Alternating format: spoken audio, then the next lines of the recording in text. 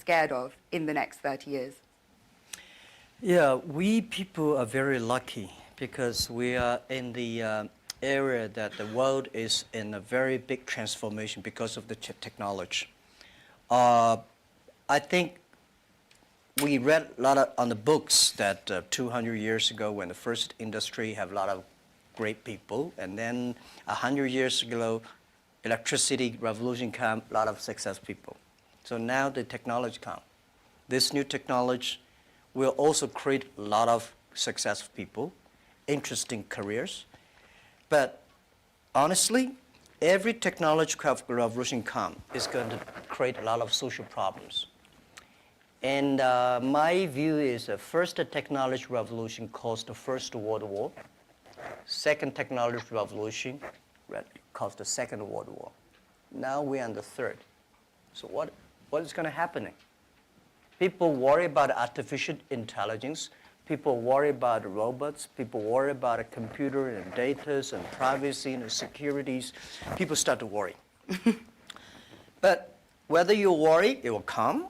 You don't worry, it comes. So the thing is how you change yourself.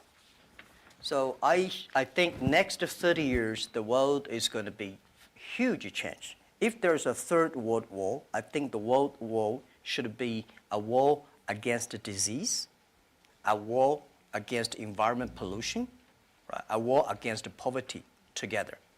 We should not a war against ourselves. But if we do not see clearly that using the new technology to solve this problem, if we do not unite, align together, human beings are going to fight each other. Because every technology revolution will make the world unbalanced. When something unbalanced coming, somebody used to be number one, suddenly become number two, and somebody was number three, and then become number one. It's all not comfortable. So we people, if you're 30 years old, my view is that when you are 20 to 30 years old, you should follow a good boss, join a good company to learn how to do things properly. When you're 30 to 40 years old, if you want to do something yourself, just do it. You still can't afford to lose, to fail. But when you're 40 to 50 years old, my suggestion is that you should do things that you are good at, right? And not do things that, oh, that's very interesting, I want to try something new. It's a bit dangerous more. When you're 50 to 60 years old, spending time training and developing young people, the next generation. When you're over 60 years old, better stay with your grandchildren. But this is normally general like that. Not everybody will like, but most of the people will like that. So 30 years old, we people, next 30 years, are the luckiest period. We have a lot of challenges, a lot of things are happening, and with our knowledge, with our physical power, it's time you need to change. You have to think, if you want to be successful tomorrow, it's impossible. If you want to be successful a year later, it's impossible. But if you want to win 10 years later, you have a chance. That is what I think. Wonderful. And moving on to a topic which is kind of impossible to ignore after 2017. So a third of all the people in leadership positions in Alibaba are women. But the picture elsewhere is a bit more bleak. And a friend of mine recently said something that has really stayed with me. Women are tired of empowerment programs, and we want power. In 2016, venture capitalists invested $58.2 billion in male-founded companies, while women received just $1.46 billion. And as 2017 showed, it was a year of sexual harassment scandals, the gender pay gap still exists, and unfortunately, the list does go on. So how do you think we can move beyond tokenistic gestures towards genuine gender equality? Yeah, that is very interesting. A few years, like 4 years ago, there is a journalist came to our company, and when he leaves, he asked me a question, why there are so many women in your company? And I never realized we have so many women in our company. I said, anything wrong? Today, we have a 49%, close 49% of the employees of our company are women. That's a lot for a high-tech company. It's not on purpose we hire women. We think they are great in helping us to grow. Alibaba is an e-commerce company. E-commerce is a service industry. To serve people better, you should have a service heart. We find that women doing much better jobs than men. And the second is that last century, people compete because of muscle. No, not this century is not muscle, it's the wisdom. And next is, I believe, if a person wants to be successful, you should have a high EQ. But if you don't want to lose quickly, you should have a high IQ. But if you want to be respected, you should have high LQ, the Q of love. So those three Qs put together, a lot of men, they have a high IQ but low EQ, and a very tiny LQ. Women, balance-wise, they're the best. If you want your company to be successful, if you want your company to operate with wisdom, with care, women is the best. In my company, we notice that women, they care others much more than men. Even on our site, today on shopping site, e-commerce, we find women buy a lot of things. But they buy for their husband, their parents, their kids. Men only buy for themselves mostly. Because you care, that makes you the difference. So we have 49% of the colleagues in the company are women, and close 37% of the senior management are women. We never feel anything wrong, and women, they sacrifice more. When they love it, they believe it, they continue to do it.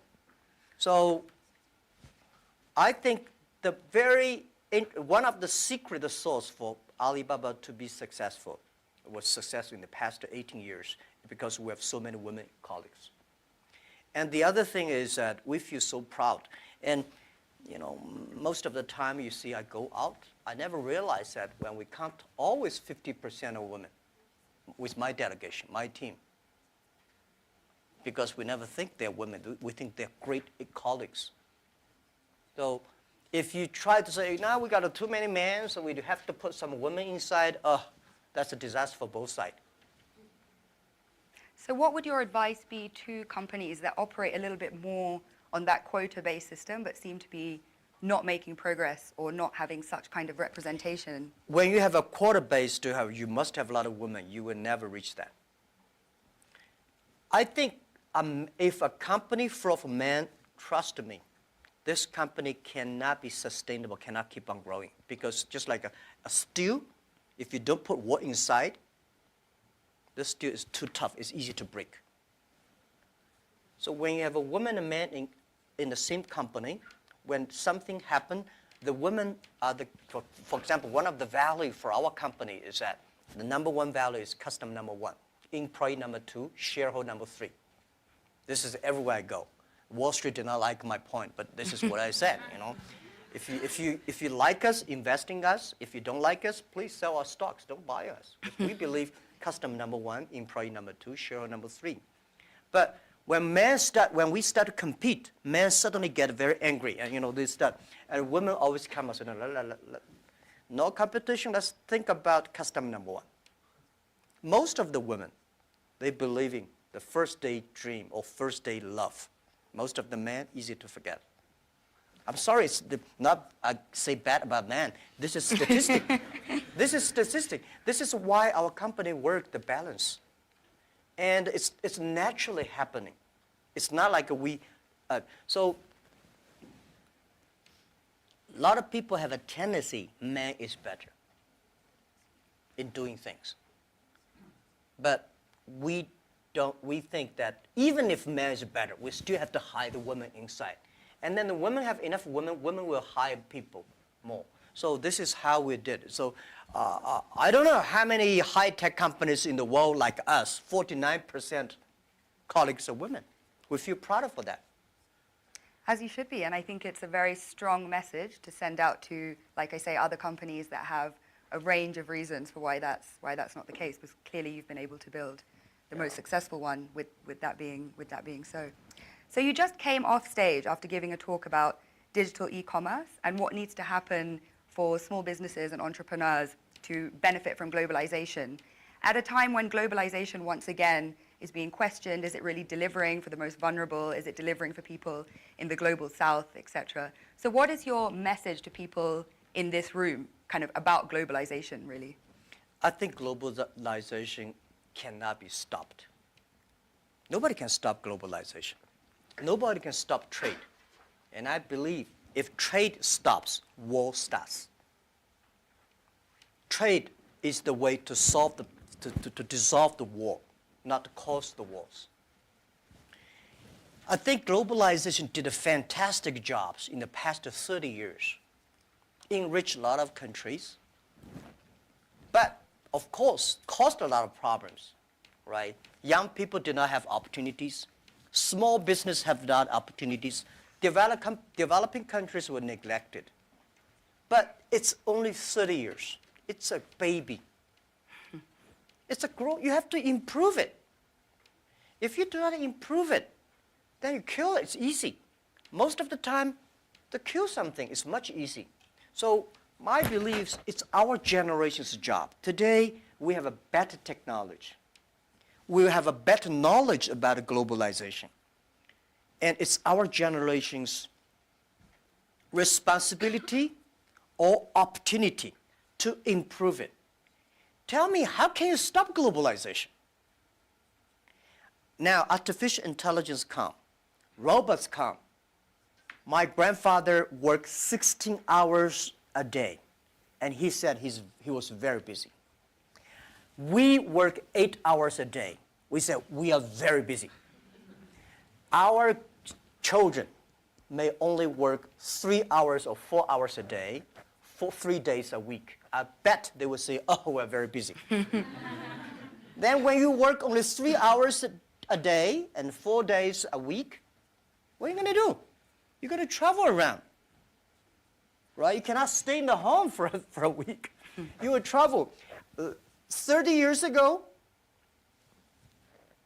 normal life, you visit 20 to 30 cities whole your life. 30 years later, in your life, you will visit 300 cities in your life because of mobile. How can you stop it? It's impossible. So thinking about that, the only thing is to improve it, to make it simpler. Global trade should be simple, should be modernized, should be inclusive. Everybody have the opportunity. So my strong message is that, well, I feel sorry for WTO. They did a great job, but in the past 20 years, when you put the 200 government ministers in one room, how can they agree on something? Right? Because I don't like your country. No matter how good suggestion you have, I say no. But business people, even if we put 200 business people in one room, we will surely agree on something. And this is what I believe. The next generation of globalization should be inclusive, should create opportunities for young people to get involved. The first globalization in the human history was controlled by few kings and emperors.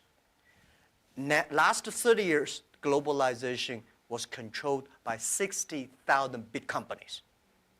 If you're not among the big companies, if you're not in the big, powerful countries, you don't have a chance. The next 30 years, I bet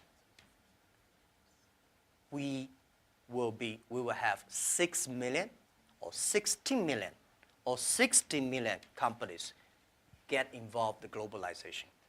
And I'm sure we will make it happen. Together with a lot of people, maybe with you. With a mobile phone, if people still using mobile phone 30 years later. With a mobile phone, you can global buy. You want to buy something from Kenya, you just click. You want to buy something from Norway, you click. Global buy, global sell. If you're a small thing, without internet, you can only sell in your village or small town. Today, you can sell across the world. And global pay, global delivery, and global travel, The only thing you have to bring is a mobile phone, no, not even a passport. This is going to happen in 10 years.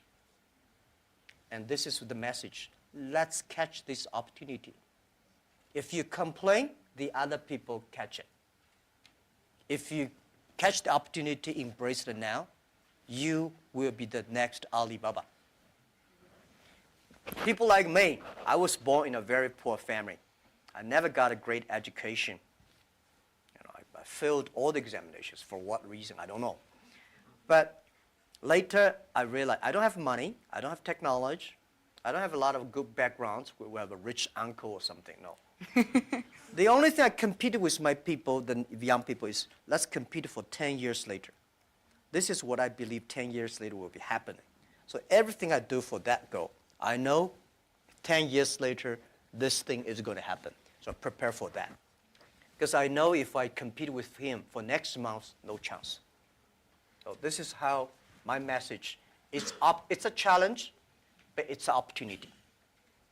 And it's the opportunity for people like us. This world, the most difficult thing is to convincing a successful people. When you tell him, this is a great opportunity, he says, no, forget it, right? I've been doing this for 30 years. But for people like us, we're looking for opportunities in order to survive. So we will do anything to be creative. So this is the message. 30 years, it's an opportunity for us. It's a challenge for those people who are 60 years old. If they're 60 years old, not discrimination, but it is tough for them.